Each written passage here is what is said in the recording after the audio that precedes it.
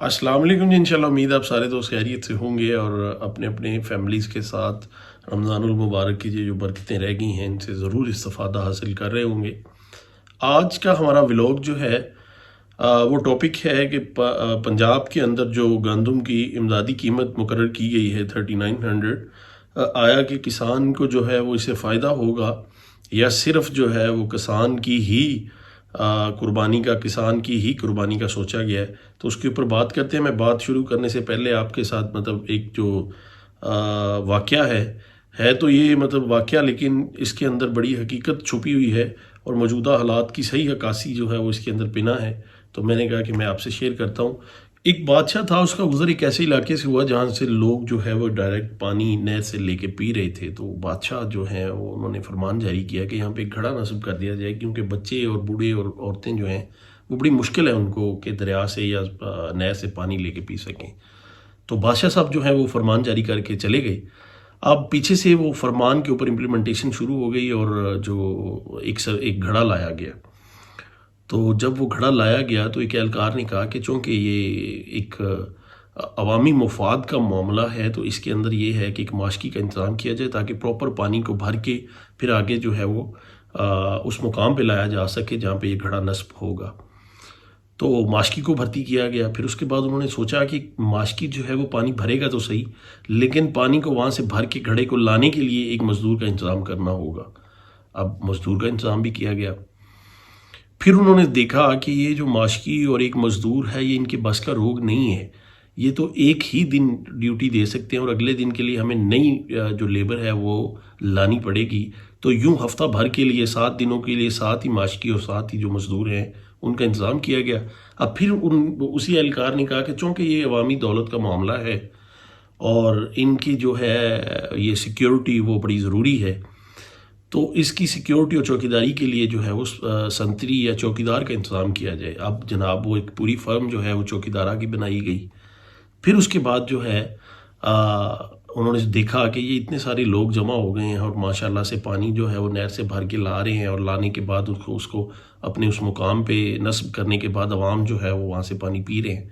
तो उन्होंने कहा कि ये जो लोग हैं, ये जो यहाँ पे काम कर रहे हैं, इनकी तनख्वाहों का जो मामला है उनको चलाने के लिए यहाँ पे हमें एक अकाउंट्स ब्रांच बनानी होगी। तो उन्होंने कहा कि चलें जी, फिर अकाउंट्स ब्रांच बना दी गई। फिर उसके अंदर पूरा स्टाफ अकाउंट्स का बिठा दिया गया। फिर उन्होंने कहा कि उसी एहलकार ने कि चूँकि ये लोग काफ़ी ज़्यादा हैं तो इनके दरमियान होने वाली लड़ाई और जो मामलात हैं काम से रिलेटेड, उसके लिए कानूनी अमूर का एक महकमा भी ज़रूरी है ताकि ये जो आपस में लड़ाई झगड़ा करें तो फिर इनकी सुलह सफाई और इनके जो कानूनी लिहाज से मामलात हैं उनको लेके चला जा सके। तो उन्होंने कहा कि चलें जी, एक कानूनी अमूर की जो है वो एक शाख वहाँ पे यहाँ पे वो भी बना दी जाए। फिर उन्होंने गौर किया कि उन्होंने कहा कि चूँकि ये इतने सारे डिपार्टमेंट्स यहाँ पे जमा हो गए तो हमें एक जो ओवरऑल हेड है इनके ऊपर लगाना पड़ेगा डायरेक्टर की सूरत में। तो जनाब वो जो महकमा था उसके ऊपर जो है वो एक डायरेक्टर भी उठा दिया गया। अब ये जो सारे मामलात हैं ये मुकम्मल होने के बाद जो 1 साल का अरसा गुजर गया और बादशाह का गुजर फिर से उसी इलाका से हुआ। तो बादशाह सलामत ने देखा कि नहर के किनारे या दरिया के किनारे तो एक बड़ी आलीशान इमारत नज़र आ रही है और हर तरफ जो है वो उसकी रोशनी फैली हुई है और बड़ी खूबसूरत उसकी डेकोरेशन है। तो वो बड़े इश्तियाक के साथ जब उसके पास गए तो उसके जो माथे पे जो एक बड़ा प्यारा सा एक बोर्ड जगमगा रहा था, उस पर लिखा हुआ था कि वजारत इंतज़ामी अमूर बराए घड़ा। अब बादशाह साहब बड़े हैरान हुए कि यहाँ पे तो हमने घड़ा रखवाने के लिए पिछले साल यहाँ पे हुक्म जारी किया था, लेकिन ये तो बड़ा जो है वो अभी उनकी हैरत जो है वो अभी थमी नहीं है। वो बिल्डिंग के अंदर जैसे ही दाखिल हुए तो उनके अंदर कई दफातर और कई रूम्स और कई मीटिंग रूम मिले और जो है वो एक दफ्तर में जाके देखते हैं तो बड़ा लश पश दफ्तर और वहाँ पे एक साहब बैठे हुए हैं और उनसे पूछने के भी पता चला कि ये जो है वो उनकी तख्ती के ऊपर लिखा हुआ है कि ये डायरेक्टर जनरल हैं बराए मामलात सरकारी घड़ा। अब बादशाह सलामत बड़ी हैरत और परेशानी से अपने वजीर साहब से पूछते हैं कि भाईजान ये क्या है। तो वजीर साहब ने बताया कि हजूर ये सब आप ही का हुक्म जो आपने पिछले साल घड़ा का किया था अवामुन नास की फलाह और बहबूद के लिए, उसके लिए यहाँ पानी का जो घड़ा नस्ब करने का आपने ऑर्डर दिया था, उसकी इम्प्लीमेंटेशन है। अब बादशाह बड़ा हैरान, उसने कहा कि चलें वो घड़ा तो देखें जाके। अब वो ढूंढने पे जब वो घड़ा उनको मिला तो घड़ा टूटा हुआ था और उसके अंदर एक परिंदा भी मरा हुआ था और टूटे हुए घड़े के साथ एक बोर्ड लगा हुआ था और उसके ऊपर लिखा हुआ था घड़े की मरम्मत और बहाली के लिए एहतियात जमा करवाएं, मंजाना वजारत इंतजामी अमूर बराए घड़ा। अफसोस के साथ हमारे माशरे, हमारी सोसाइटी के अंदर भी वो एहलकार जो ये सारे बादशाह के फरमान के बाद ये सारी जो क्या कह लें कि महकमे बनवा रहा था और सारे महकमों को एक दूसरे के साथ जोड़ के और एक सिंपल काम को जो है वो आगे फैला रहा था, उसका नाम अफसरशाही है। बादशाह के फरमान के बाद जो सीधा साधा नस्ब करने की बजाय अदारा जात की बुनियाद रख रहा था, वो बंदा वही अफसरशाही है। मौजूदा हालात के अंदर अगर इसको बयान किया जाए तो टेक्नोक्रेट या ब्यूरोक्रेट इसकी आला मिसाल है। गवर्नमेंट ऑफ पंजाब ने गंदम की इमदादी कीमत साल 2024 के लिए 3900 रुपया मुकर्रर की है। अगर हम बात करें अनाज की सूरत में तो गंदम एक वाहिद किस्म है जिसकी ज़रूरत हर अमीर और गरीब को यकसा है। लेकिन जब हम बात करते हैं कि किसान को इस इमदादी कीमत के अंदर किन किन मसाइल का सामना करना पड़ रहा है या पड़ सकता है, तो वो उसके बारे में आपसे बात गोश गुजार करना चाह रहा हूँ कि ये जो जितने भी पॉलिसी मेकर्स हैं, ये टेक्नोक्रेट्स हैं, ये ब्यूरोक्रेट्स हैं, जब इनसे सिफारिशात लेंगे आप, मतलब गवर्नमेंट कोई भी लेगी, तो ये अपने दायरा कार के हिसाब से आपको सिफारिशात देंगे।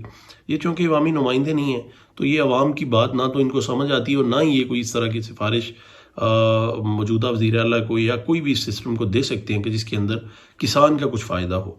अब मैं आपको बताता हूँ कि पिछले साल अगर गंदम की बात की जाए तो रेट ऑलमोस्ट यही था, लेकिन जो जितनी भी प्रोडक्ट्स थी जो गंदम उगाने के लिए इस्तेमाल होती हैं, जैसे कि बीज, फिर उसके बाद पेस्टिसाइड, उसके बाद जो स्प्रे, उसके बाद जो ये जो खाद और डीज़ल, फिर ये इसके जितने भी ये बिजली के मामलात, ये इसे आधे रेट्स में थे, लेकिन गंदम की इमदादी कीमत यही थी।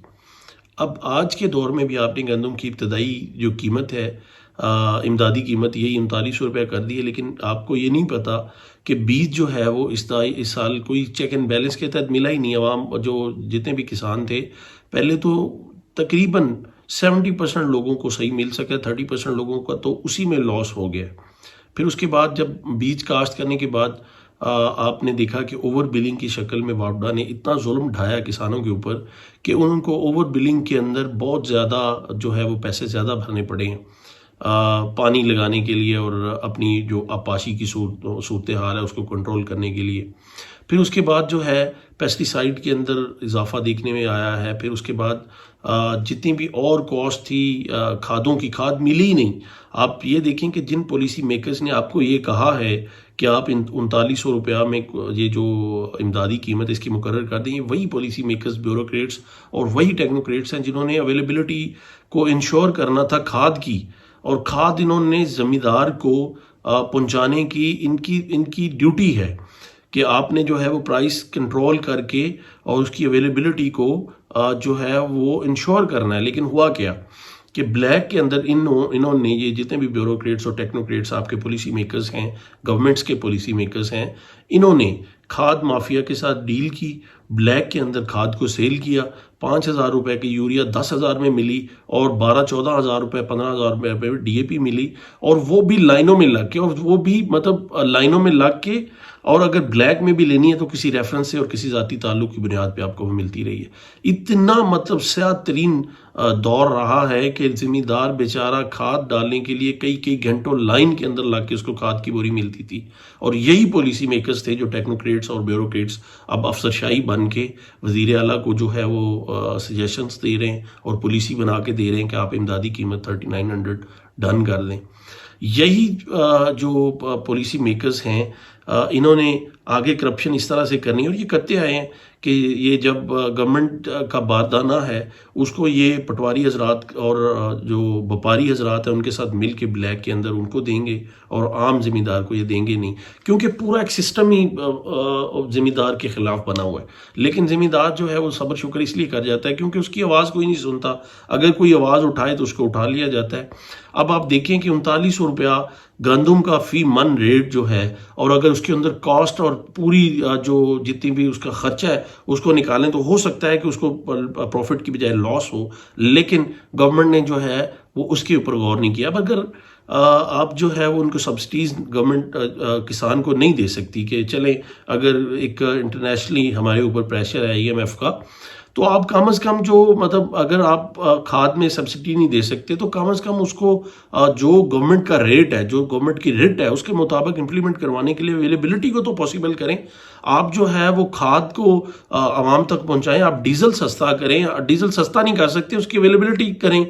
आप जो है वो बिजली जो है, बिजली ओवर बिलिंग की मद में किसान जो है हर महीने कई हज़ार रुपया हर महीने किसान अपनी जेब से ओवर बिलिंग की मद में दे रहा है, और महकमा जो है वो इतना ढीठ हो चुका है वापडा का कि वो आने वाले महीने में बजाय कि उसकी करेक्शन करे और ओवर बिलिंग करके किसान के ऊपर थोप देता है। और अगर किसान का बिल किसी वजह से लेट हो जाए तो यही महकमे पुलिस को साथ लेके ना सिर्फ सफ़ेद पोश जो जितने भी किसान हैं उनके घरों के अंदर रेड करते हैं, बल्कि उनकी लाइट, उनकी जो बिजली है उसको मनकता करने तक जाते हैं। तो सफ़ेद पोशी के भरम के तहत किसान जो है वो वक्ती तौर पे ज़्यादा पैसे भर के इनकी ओवर बिलिंग के पैसे भी दे रहा है। तो काइंडली आपसे गुजारिश ये है कि आप इन पॉलिसी मेकर्स की बजाय अवामी नुमाइंदों को पॉलिसी मेकर्स बनाएं जो खुद जिम्मेदार हों, जो खुद किसान हों, उनको पता हो कि एक किसान को किन किन मसाइल का और किन किन मुश्किलात का सामना करना पड़ता है। खाद माफिया से इस मुल्क की जान छुड़ाएं, बीज माफिया से इस मुल्क की जान छुड़ाएं, ओवर बिलिंग के लिहाज से लेस्को वापडा से और ये बिजली की जो जितने भी माफियाज हैं इनसे किसान की जान छुड़वाएं। फिर उसके बाद जो है वो एक रेट को इमदादी रेट पे या आप उस पे लेके आए। आप दोनों हाथों से किसान को मारने की जो पॉलिसी बना रहे हैं ये किसान को ख़त्म कर देगी। और आप जो है वो देख लें कि पिछले साल भी यही रेट था, लेकिन ये जो जितनी भी चीज़ें मैंने आपको बताई कि गंदम में इस्तेमाल होती हैं उनकी अवेलेबिलिटी और उनकी जो कॉस्ट है वो पिछले साल आधी थी, इस दफ़ा 2 गुना हो गई है, और फिर उसके बावजूद उनकी अवेलेबिलिटी नहीं है, आवाम पैसे लेके खड़ी रही है। तो ये जो बातें हैं इनको बड़ा सीरियस नोट पे लेना चाहिए कि कहीं ये ना हो कि आने वाले दिनों में जब किसान गंदम की फसल काश्त करना कम कर देगा या छोड़ देगा तो फिर मुल्क के लिए अनाज का एक बहुत बड़ा बुहरान जो है वो पैदा हो सकता है। तो पॉलिसी मेकर्स को इसके ऊपर गौर करना चाहिए। अल्लाह ताला आपको खुश रखे। इंशाल्लाह उम्मीद है कि आज को आपको हमारा ये व्लॉग का नया फॉर्मेट जो है ये भी पसंद आया होगा।